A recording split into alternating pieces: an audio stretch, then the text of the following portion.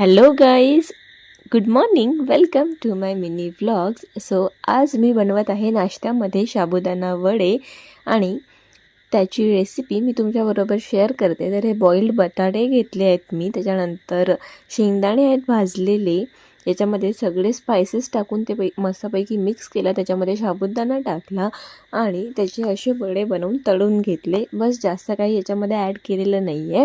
त्याच्यानंतर ही काकडीची कोशिंबीर बनवली आणि ती कशी बनवली तर त्याच्यामध्ये मी दही घेतलं, थोडंसं काकड्या किसून घेतल्या 2 आणि थोडासा सांबार घेतला, कोथिंबीर, त्याला सगळ्याला मिक्स केलं. त्याच्यामध्ये थोडासा चाट मसाला टाकला, मीठ टाकलं आणि कोशिंबीर खायला रेडी आहे. तर असे मस्त वडे झाले होते हे.